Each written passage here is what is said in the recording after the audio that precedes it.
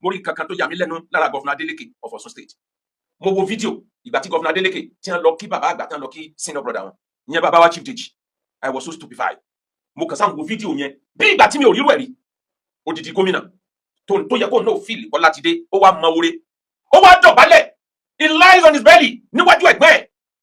ó wá mú orí ó fi ti ẹsẹ̀ ẹ̀gbẹ́ ẹ̀ ó ti ẹ̀gbẹ́ ẹ̀ lẹ́sẹ̀ mú ó wá fi dúpẹ́ oore. Wàláhì ìṣẹ̀lẹ̀ yẹn ó ṣọ̀kì mí gan pé káì sí àwọn ẹni rẹ̀ sì tún kù láàrin àwọn olóṣèlú báyìí tí a mọ oore báyìí ẹ̀kọ́ ńlá lélẹ́yìí jẹ́ fún gbogbo ọ̀ràn Yorùbá. Ṣé pé àwọn ọ̀ràn kan bẹ tó jẹ́ pé owó tí wọ́n ní kò gba ọmọlúwàbí kò nínú ọ̀ràn? Ṣé pé àwọn fámìlì kan sì tún pọ̀ nílẹ̀ Yorùbá tó jẹ́ pé despite the fact pé gbogbo wọn ni wọ́n fẹ́ lówó tán ìfẹ́ ìjọmọ ìyá ìfẹ́ ẹbí ò kúrò láàrin wọn? Ètò wa jọ mí lójú òní ti dídúpẹ́ orí Ọlọ́run gọ́fúnà Adeleke ẹni lè wúkú mi gan wàláhì mo fọ́ fún yíyanyan mo fọ́ fẹ́ni tó mọ oore mo fọ́ fẹ́ lóore tó dá oore mọ̀ ẹnìkan ò ní dá oore mọ̀ àfọlórí rẹ̀ yàn láyé. Gbogbo ẹ̀yin gómìnà tó kù ẹ lọ́kọ́ sí ẹ dépò tán Ọlọ́run ọmọ yẹ gómìnà tó dépò tán tí ń wọ̀ hànà gbogbo ẹni ó gbẹ́lómi dépò bí ẹ bá ti ń dépò tán báyìí àwọn tó gbé dépò ni wọ́n kọ́kọ́ mọ̀ ẹ̀dọ̀ta wọn. Wọ́n aṣọ oore fẹ́ lómi díẹ̀ nínú ẹni ó gbé wọn dépò wọ́n akọ̀yìn sí wọn wàá tọkọ ní ìlà wàá kìlà oore díẹ̀ ni ó ṣe padà yọkọ̀ ìní yóò lè ta sí yẹn náà tó. Àwọn èèyàn mọ̀ọ́rẹ́ láyé akéwùgbà gold ọmọ akéwùgbẹ̀rú mo study àyà Quran tọ́lọ́run ti sọ fún wa ní Quran chapter 4 verse 147 a'udhu billahi minash shaitonir rajim bismillahir rahmanir rahim ma yaf'alu Allahu bi adhabikum in shakartum wa amantum wa kana Allahu shakiran alima. Ọlọ́ni ẹ̀gbọ́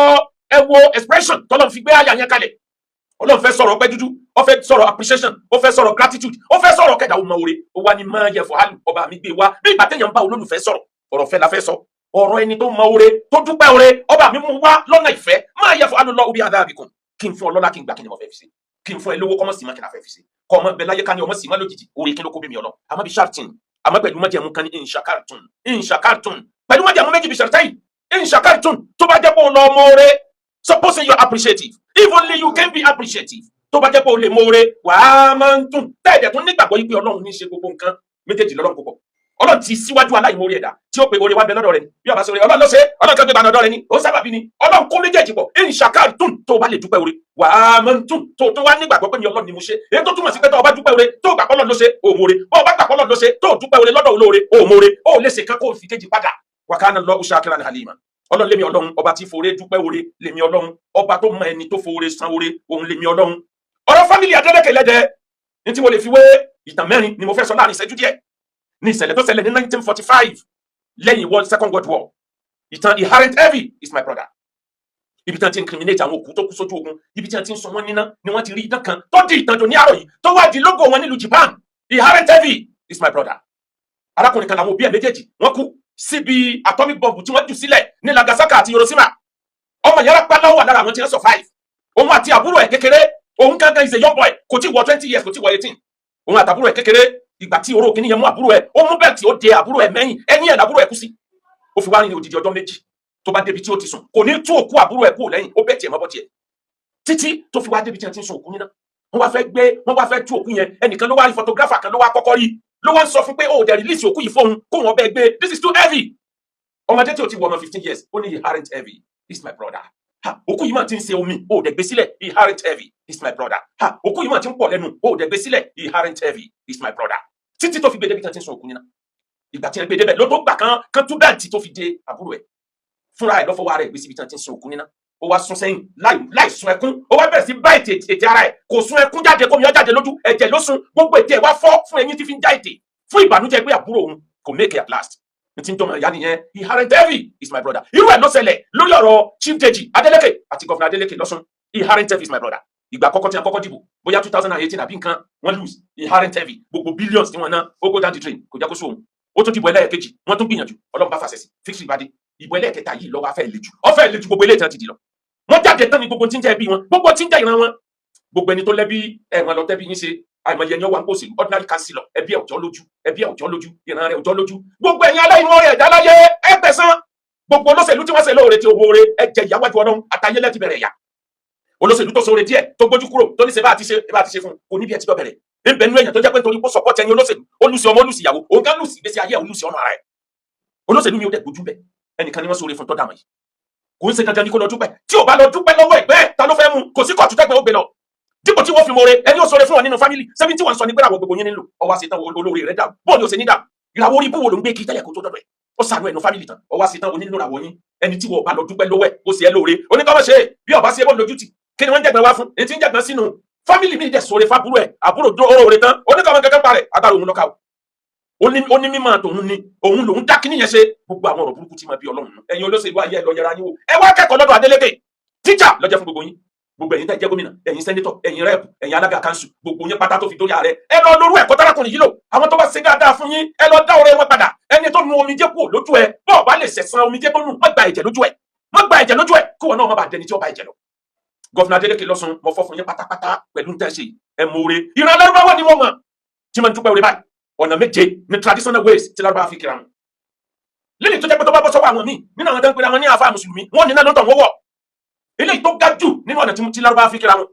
Bàbá àti ìyá wọn ní wọn sábà kíbẹ̀ ọmọ tó bá ti great láyé ní ìṣerú ẹ̀ fáwọn òbí ẹ̀ á lọ lẹ̀ níwájú òbí ẹ̀ á wá mú ẹnu ẹ̀ á mú orí ẹ̀ á lọ fi kan ẹsẹ̀ bàbá ẹ̀ á wá kíìsì ẹsẹ̀ pé ẹsẹ̀ yìí ibi tó lọ́ọ̀jù lára òbí tó bí òun ibi ẹsẹ̀ ni ibi tó ga jù lára òun ibi orí ni á wá mú bí orí rẹ̀ á lọ fi kan ibi tó lọ́ọ̀jù níbi ẹsẹ̀ bàbá tàbí ìyá ẹ̀ á wá kíìsì ẹsẹ̀ bàbá ẹ̀ bẹ́ẹ̀ kú bá ń bẹ́ẹ̀ yọ ọmọ pọ́nlá ni ìran Lárúbáwá lónìí yẹn kí wá ní ìyàtọ̀ tí wọn àṣẹlẹ̀ Adeleke náà ṣe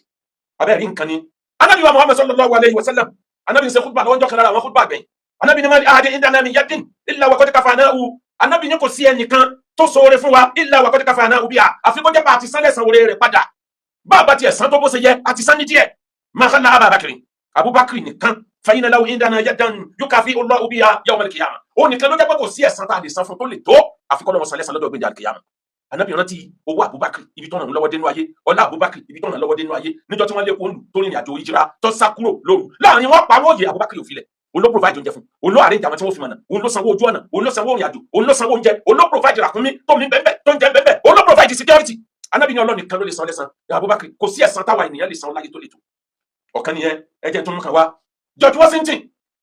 tó jẹ́ àkọ́kọ́ president America tí wọ́n tara rẹ̀ gba independence nígbà tí wọ́n fẹ́ gba independence arákùnrin kan bẹ ọ̀gá sójà ní ọmọdé ní at the age of 19 ní ti ń jẹ́ ọ̀rẹ́ fún George Washington nítorí ìfẹ́ tó ní sílẹ̀ America ọmọ ilẹ̀ France ló wọ́n ọmọ bá ní wọ́n ń pè ní Lafayette yẹn ní a fi sọ orúkọ báǹkì kan tí ń bẹ Nàìjíríà lẹ́nu tí wọ́n ń pè ní Advanced Lafayette òun ló ran ilẹ̀ America lọ́wọ́ títí tó fi make sure wípé wọ́n gba independence òun nìkan bó ṣe ń jẹ́ sójà ó jagun fúnlẹ̀ America ó jagun fúnlẹ̀ France ó jagun nígbà revolution ilẹ̀ France ó tún jagun fún independence ilẹ̀ America. George Washington wà mọ̀ ìfẹ́ bàbá sọmọ níbẹ̀ láàrin àwọn méjèèjì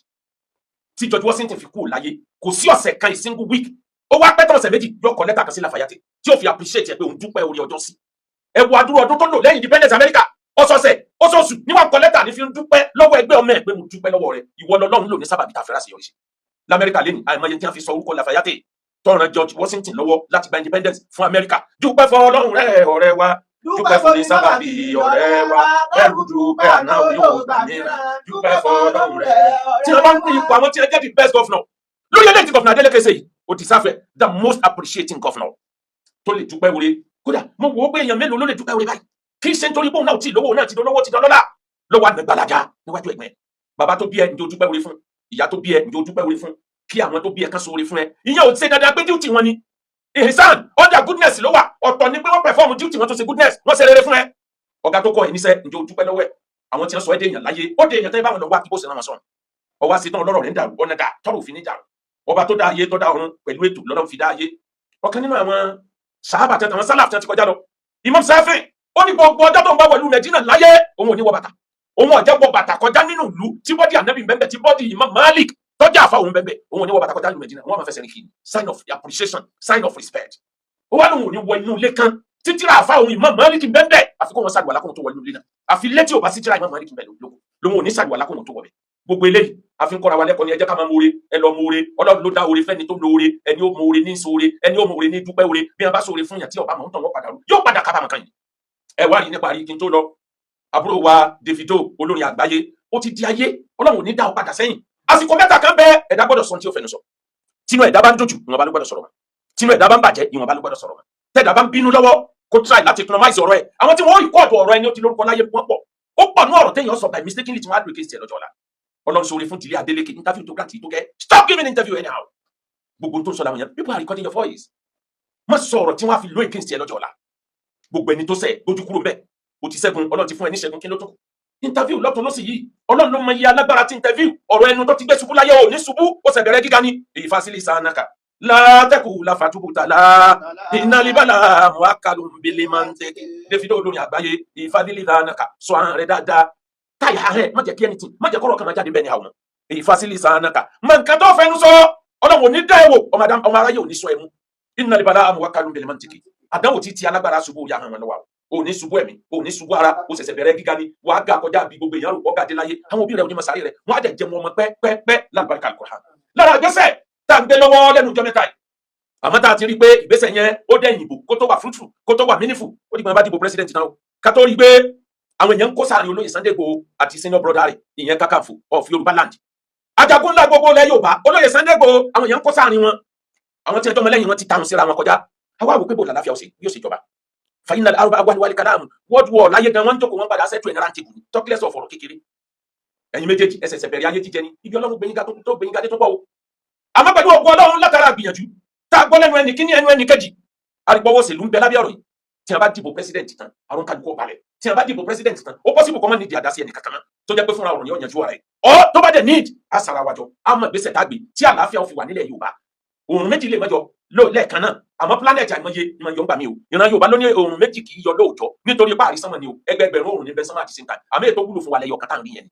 tó bá wá rí bẹ́ẹ̀ mo bí Ọlọ́run fúnlẹ̀ Yorùbá Ọlọ́run mọ́jọ ó dàrú títí ayé olóyè Sunday Igboho ní ṣubú dànù Ọlọ́run wọlá gbogbo ẹni òṣòre fún láyé tí wọ́n mọ̀ nínú ẹni òṣòre fún lákẹ́ ògbàgbọ́ tiwa ọmọ títí ayé Kakanfò ilẹ̀ Yorùbá Ìbà Gani Adams gbogbo ọjọ́ tẹ́lò láyé ẹ̀ ní kàdàmù àlékún fọkànbalẹ̀ àlékún oríire Ọlọ́run bá wa ṣe fún yín dúpẹ́ fọlọ́run rẹ̀ ọ̀rẹ́ wa dúpẹ́ fún ní sábàbí ọ̀rẹ́ wa bẹ́ẹ̀ rú dúpẹ́ àná Yorùbá mìíràn